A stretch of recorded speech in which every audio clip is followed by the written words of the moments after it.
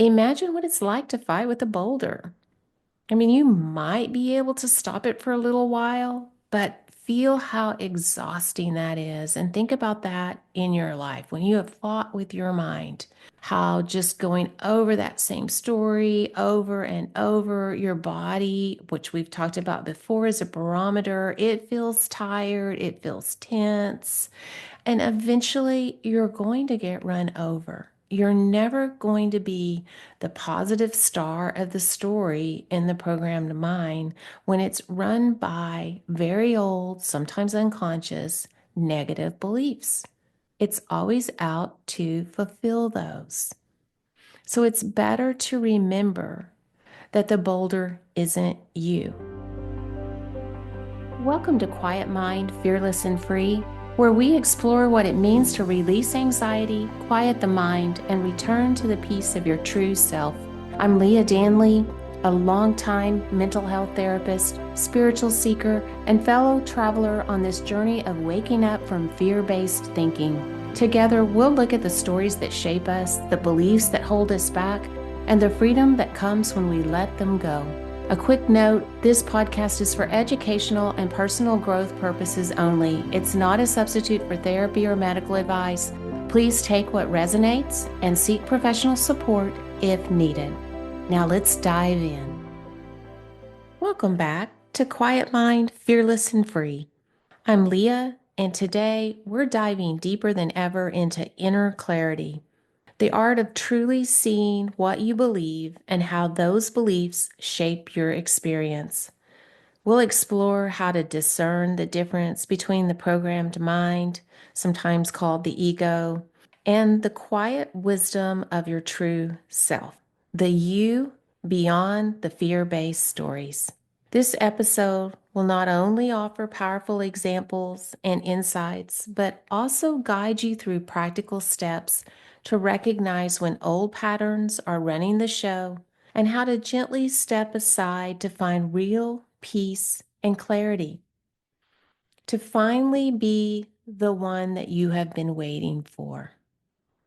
So, at Quiet Mind Collective, part of what this is all about is how to be our own safe environment, our own place to land, to process the big emotions and ride the waves of life.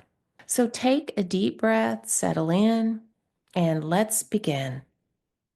The programmed mind can feel like a boulder rolling downhill, heavy, fast, unstoppable. You can't fight it. It has momentum, force, and a really familiar pull. But when wisdom is guiding, it feels more like an open sky, spacious, calm, allowing. But you might wonder why anyone would ever choose the boulder over the sky. And the truth is, the boulder feels familiar. It's the thing we know, even if it's the thing we don't like. We often choose what we know, even if it brings pain or struggle. The sky, on the other hand, invites an unknown, a blank space that can only be filled by greater wisdom and a quiet mind. It can't be filled by the conditioned mind. So it brings a degree of uncertainty. This unknowing feels uncomfortable, even a little scary.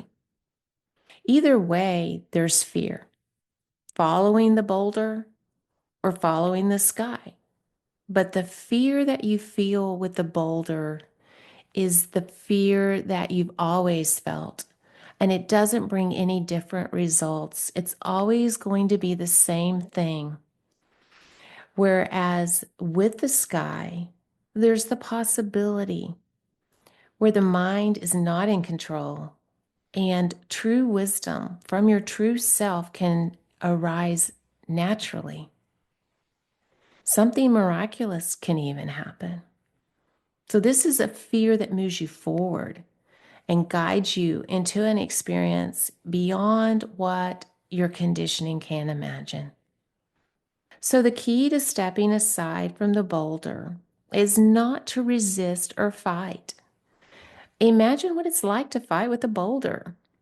I mean, you might be able to stop it for a little while, but feel how exhausting that is. And think about that in your life when you have fought with your mind, how just going over that same story over and over, your body, which we've talked about before, is a barometer. It feels tired, it feels tense.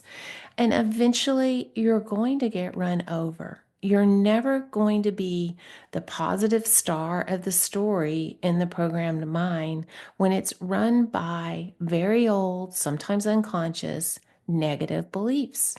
It's always out to fulfill those.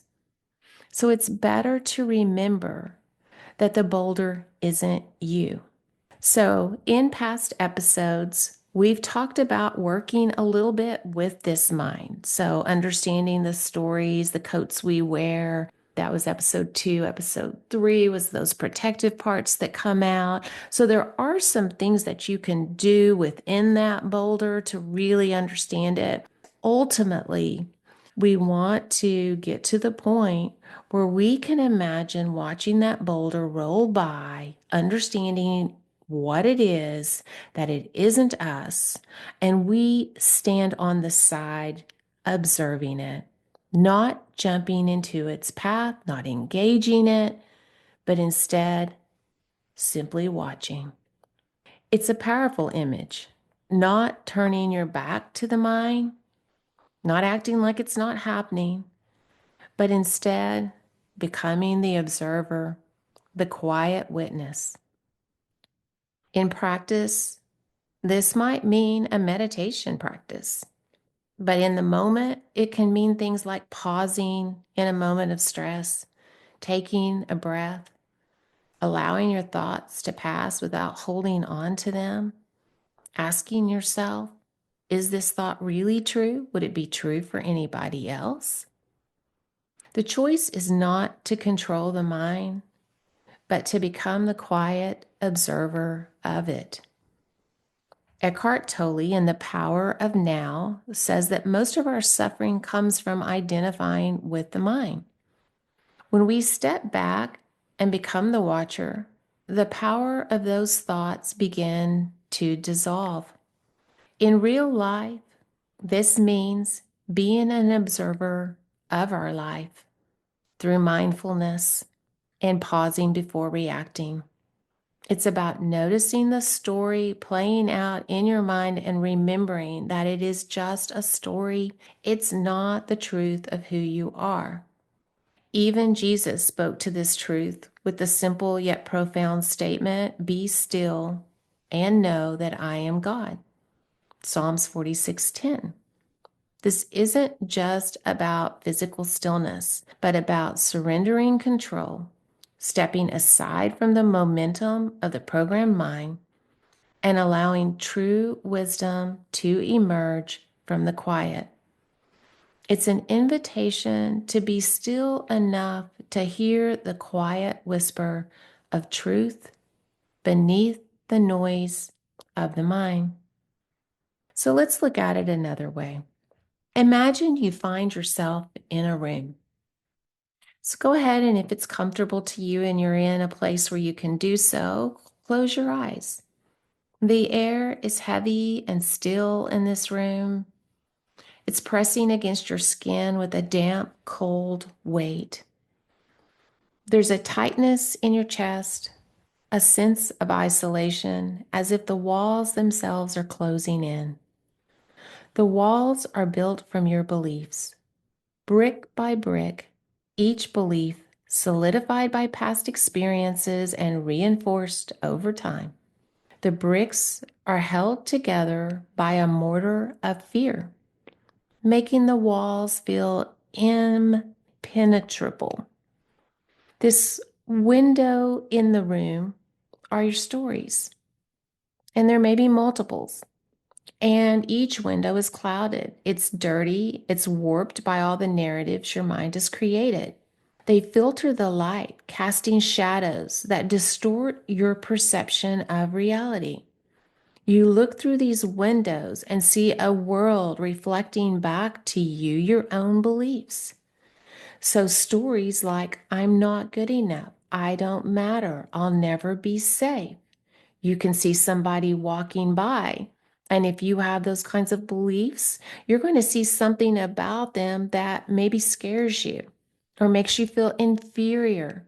This is you filtering the world through your beliefs and then your stories. So, this door to this room is made of these stories as well. But unlike the windows, the door represents the possibility of freedom. However, fear has latched it shut. You push against it, it won't budge. It feels as if leaving this room, this trap of your own making, is impossible. Have you ever felt that way? Think about in your life. Are there things that just feel like they will not get better and that you're unhappy about? These are the things we're talking about. Because the mind, sometimes can be used in service to us. It's just generally we are in service to the mind. And this is where we're wanting to make that distinction and move away from the mind so that it can still schedule your appointments. It can still do things that are helpful, but we are not being controlled by it. It does not drive our bus. So, back to the analogy of the room. Leaving the room feels impossible. What if instead of pushing against that door, you began to study the room itself? So, this is where we begin to be that observer. You might notice in a quiet moment of insight that the walls aren't solid. They only appear to be. There's a saying written, the way out of a trap is to study the trap itself, learn how it is built. You do this by taking the thing apart piece by piece. The trap can't trap you if it has been taken to pieces. The result is freedom. I remember a time in my own life when I felt trapped by my stories. It still happens often. That boulder comes down, and I'll try to stand in front of it until it's excruciating. And then I'll remember, oh, wait, I just got lost in my stories again, in my programmed mind. And then I'm able to move aside. This is very human. It comes and goes. We're not ever saying you're always going to stand by the side, be this perfect observer or witness. No, that's not the human life. The human life is simply knowing how to ride the waves. When you fall off that surfboard, you just get back on it as quickly as you can, knowing the next wave is going to come. It's not about not having waves in our lives. It's simply about how do we meet that? Do we meet it with resistance? Do we just fully immerse ourselves and get lost in the water every time that we fall off? Or do we just simply get back on, observe those waves, watch how they're coming, and ride as best as we can? So, times in my life, there were many that I felt, I can't do it. I'm not good enough. Things will never get better. And I would just push against the same door with my own programmed mind telling me the thoughts to think, which then just fueled more of the same kinds of stories, scenarios, outcomes, relationships, everything. And so it wasn't working. But when I pause and I get curious about the walls in my room, about the stories that coat those windows, then I begin to see the cracks. It's not the room that needs to change, it's my perception of it. Once I see that the walls are not solid, the trap loses its power, and you can walk right through it into the openness beyond. The room was never real. The stories were shadows on the wall, projected by the fear in my mind. And when the light of awareness shined upon them, they began to dissolve. And then I could connect again with that open sky. So let's imagine a real life situation. Maybe it's a situation at work where your boss says, I need this done by 5 p.m. And it's a big project that realistically requires another day.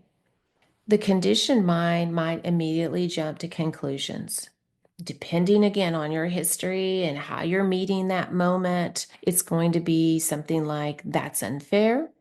I don't matter. I'm failing. I need to prove myself.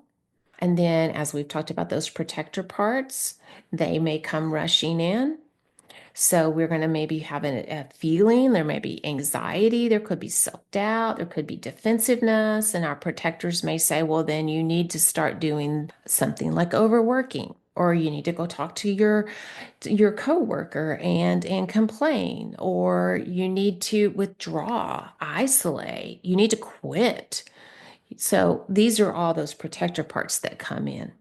Okay, but what if you paused? What if you took a deep breath, you stepped back and observed the thoughts without attaching to them? You might recognize these responses as simply echoes of old stories, perhaps from past experiences where you felt you needed to earn your worth. In this space of quiet, greater wisdom might suggest, what if this was just a simple request? What if I could go and talk to this person and I could say, that's really not possible. I have 24 hours of work yet that needs to be done. What if I approached this with calm and clarity and gave myself the advice that I would give someone that I love, instead of going into believing that this is something about me? So instead of reacting from a place of fear, we can ask clarifying questions. We could prioritize our tasks with a sense of ease. There's multiple options that can appear when we quiet our minds, take that breath, step back, and then look again at the situation without making assumptions through our filter. So, in real life, when this happens, journaling would be something that is helpful to some people, but at least a mental check in, reflecting on these experiences, noticing the assumptions that you make, the behaviors that followed, and whether you ended up with the same familiar feelings. So, think about a time in the past where something like this occurred to you and you pretty much knew you were reacting from something from the past, because it's something that you have felt time and time again.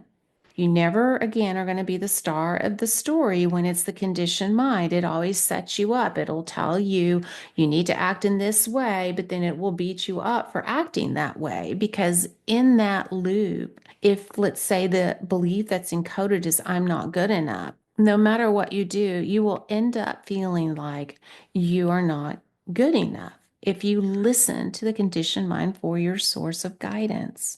So think about this situation where you feel like you were reactive, it felt very familiar to you, and then just stay with that for a moment. Remember that, this has happened many, many times in the past. If you want to really reflect on it, you can even trace it back and think of, when did I first feel this way? And that may give you some indication of times as a child that you locked in this pattern. Now, imagine with that same situation that you take that deep breath and you say, what if I was to not know what was best or right in this situation? What if I let go of assumptions, as simply saw the situation as it is, stepped back from it, observed all my thoughts, quieted them, and then looked again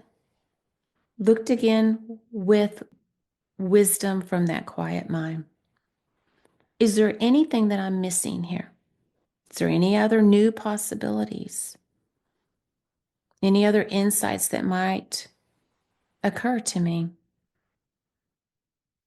Does it feel like not pushing the same old story onto this situation could bring a softening, a space where something new could arise. Like it's so hard to think that maybe we really don't know what's going on, but it is in our best interest to sometimes say, I don't know. I don't know what's going on with someone else. I don't know exactly what my own conditioned mind is doing, but I want to be quiet. I want to give some space, and I want to see if a new thought arises or a new behavior that I could follow arises that might lead me into some kind of different and new and better experience. So, inner clarity is about staying in that observer seat. It's recognizing when the programmed mind is running and choosing not to jump in front of the boulder. It's understanding that the trap of our mind is only a trap if we refuse to look at how it's built. I invite you to welcome the unknown with curiosity. Set an intention each morning, perhaps by taking a mindful breath or placing a hand on your heart. And your intention can be to observe your thoughts with curiosity, remembering you are the stillness behind them, the calm presence that observes without judgment. I hope today's episode has offered you new tools, fresh insights, and a renewed sense of peace. Thank you for joining me on this journey. I look forward to our next time together. In the meantime, take care and remember, you are more than your stories. You are the awareness behind them, and you have everything you need to be fearless and free. Thank you for spending this time with me. If today's episode resonated with you, I invite you to explore more at QuietMindCollective.com, where you'll find meditations, courses, and other resources to support your journey. You can also connect with me on Instagram at Quiet Mind Collective with Leah for daily insights and community. If you enjoyed this episode, I'd love for you to follow the podcast on Apple or Spotify. And if you feel inspired, leave a quick rating and review. It really helps others find this message. And of course, share this with anyone who could use a little more peace in their life. This journey isn't about fixing ourselves. It's about remembering who we are beneath the noise of the mind. And when we quiet the mind and open the heart, we realize we already had everything we needed to be fearless and free.